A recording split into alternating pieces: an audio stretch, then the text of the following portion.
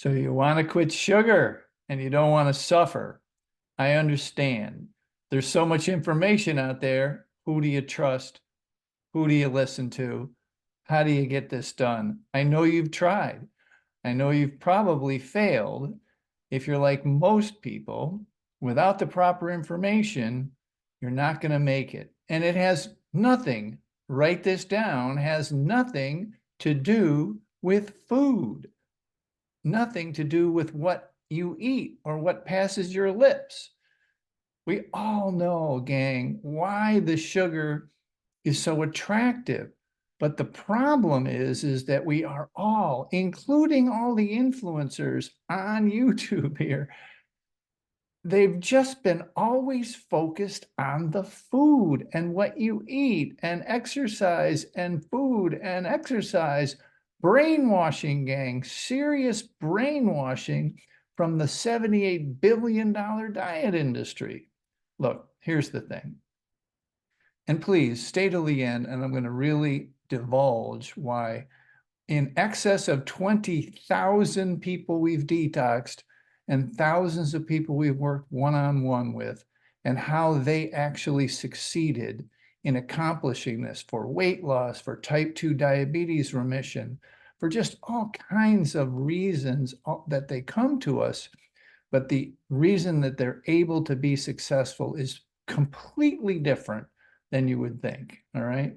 If this topic is interesting to you and you're having some, if at the end it's a good thing for you, please hit the subscribe button. Okay, so here's this issue.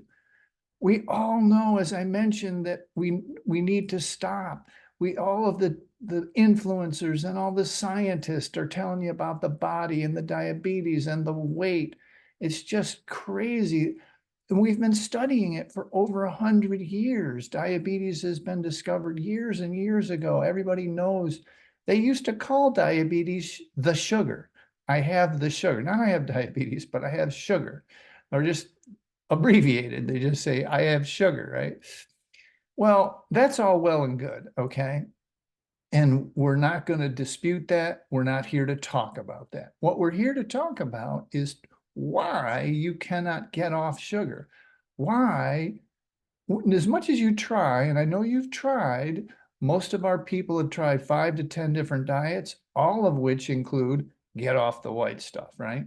Any diet worth its salt says get off the white stuff. But here's the problem.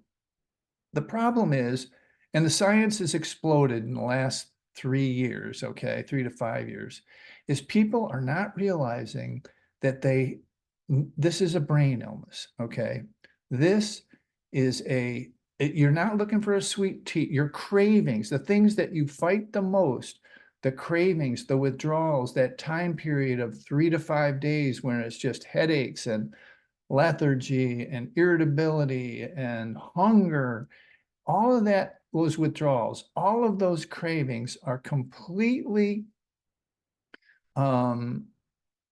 originated in your brain, likely your limbic brain, your deep brain, your lizard brain, and your midbrain, and your frontal cortex, where you executive processing, because 5 or 7 days ago you decided I'm quitting sugar, right?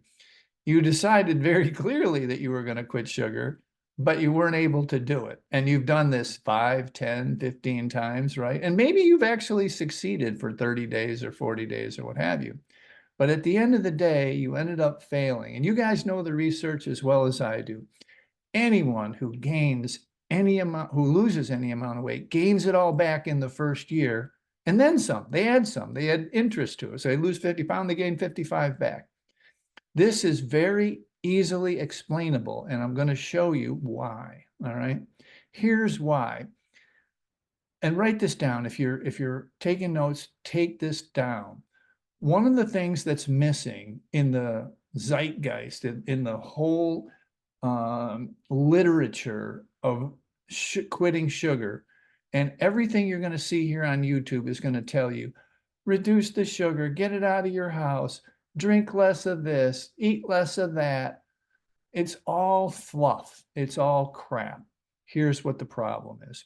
The problem is you at 4 years old, 5 years old, 3 years old, 7 years old, likely in the womb, but definitely as a child, your brain was conditioned to soothe itself, to self-soothe with sugar. And your mother or father might have been complicit in this process where they were busy, they had kids, they had a life, they had other, a job, whatever. And when you were upset, they would give you a cookie, head you to the TV, and that would solve their problem momentarily. But the sad part is that it conditioned you, us, me, all of us, literally the entire world at this juncture, were conditioned to understand in a deep way, in a deep limbic brain. And now the science is proving that sugar is powerful enough to do this, that it calms you for a bit, soothes you for, this is where the term emotional eating came from, which I'll do on another video. It has nothing to do with this sugar addiction, this, I, you don't consciously think like you're going to get a beer on Friday because you had a rough week and you need a beer and need to numb out and change your state. It's so insidious and so underground and so available. The product sugar is so available that you're able to unconsciously just say, oh, I'd like a soda or I'd like a candy bar or whatever. And you don't put, most people do not put two and two together. They don't consciously think that the boss is bothering me, the husband's bothering me, the spouse is bothering me, the kids are bothering me, there's some kind of financial upset, a career upset in your life. And then all of a sudden, you're at the vending machine. All of a sudden, you're eating the ice cream at night, okay? And what happens is, and this is in our work with thousands of people, that you tamp down those emotions that you're feeling.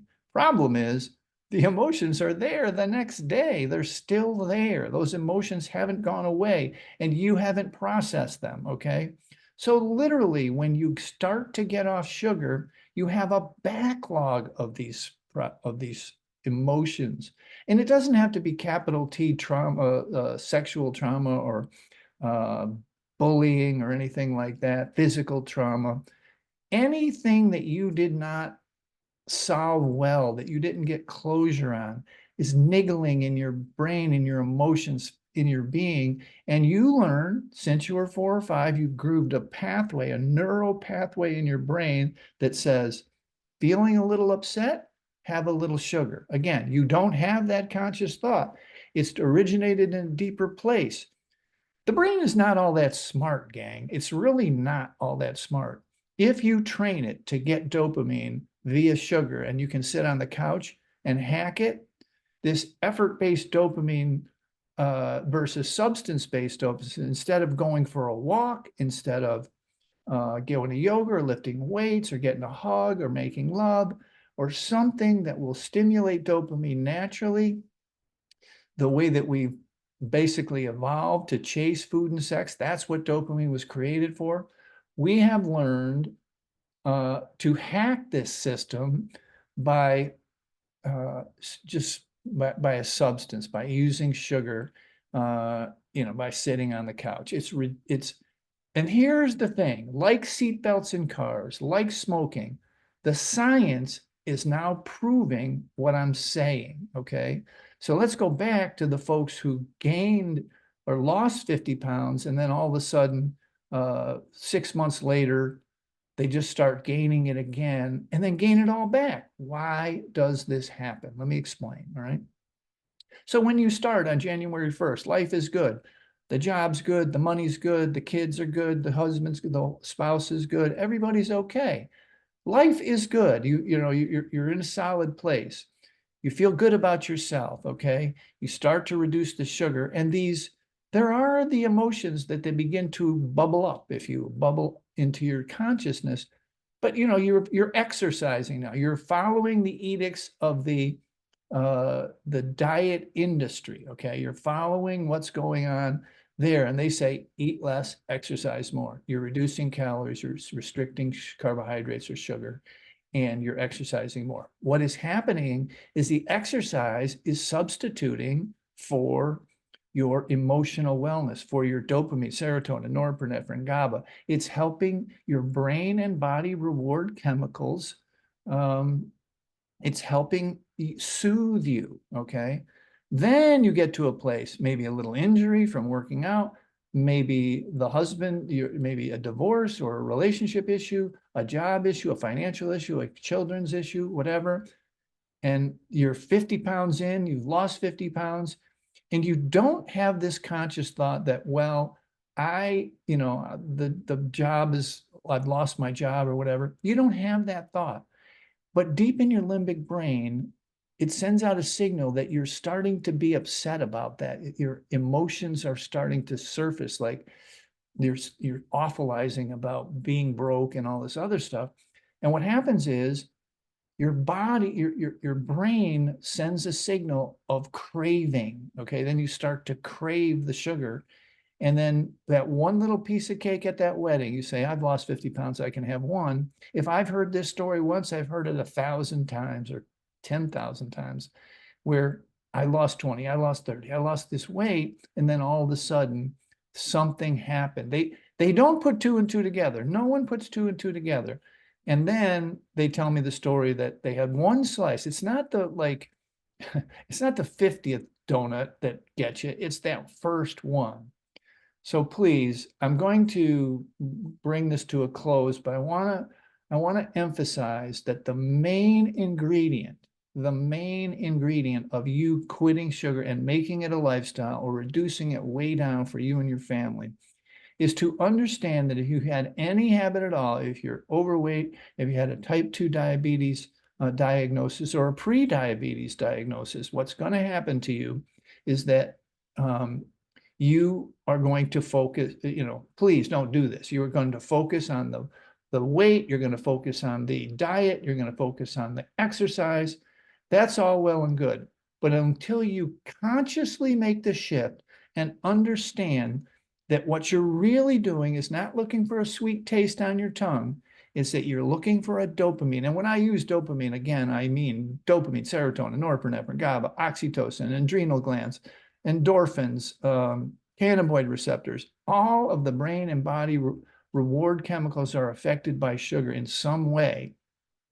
Serotonin, 85% of it's made in the gut or more, okay? So this brain soothing chemical, this feel-good chemical that they have SSRIs for, serotonin reuptake inhibitors, this is created in your gut, and your gut's roughed up by sugar, all right? Again, the main focus of this video, the main focus of me trying to get this across to the general public and to bust the myths about eat less and exercise more, is that this is a brain illness that is and it's the dose makes the poison. 30, 40 teaspoons. Anybody that's got any habit at all is at 30, 40, 50 teaspoons of sugar a day, okay? And the science is very clear now that we have proven that when you ingest this stuff, there's the dopamine receptors are activated, and when you abuse it, the dopamine receptors are downregulated, they're thinned out, you have less of them. And so please do not continue to believe or put all of your eggs in the basket of eat less and exercise more. Start to understand and start to get some help with this idea that the reason you cannot quit, the reason you cannot stay stopped, is a training that a literal neural pathway that we need to cement over, close down, and begin a new neural pathway of self-soothing, you soothing yourself via exercise, weightlifting, yoga, walking, running, and there's 100 other ways to get dopamine. Preparing whole food with an environment, being in a group, kissing a loved one, hugging a loved one. There's a lot of ways to create dopamine that does not include a substance. So guys, please, if you take anything away from this video or anything away from our teaching, Sugar Free Man, sugaraddiction.com, No Sugar Nation. Our whole group is focused on explaining that this phenomena has now been proven scientifically in the brain, that the ingestion of this stuff is tamping down your emotions. And when they come up, you've got to substitute something different and not use the product, even though you're feeling bad. You need to go walk, you need to go do something else to keep those cravings and those withdrawals at bay. All right. Gang, always a pleasure. Mike, the Sugar-Free Man, signing off. We will talk to you real soon. And hopefully you won't, you'll take some of this to heart and just begin to experiment with it. Just recognize what happens. Okay. Recognize how you feel when you're craving. What's going on in your life when you're craving? Is there an upset going on? And then, work on that upset by something else besides sugar. Okay, gang? Talk to you real soon. Bye for now.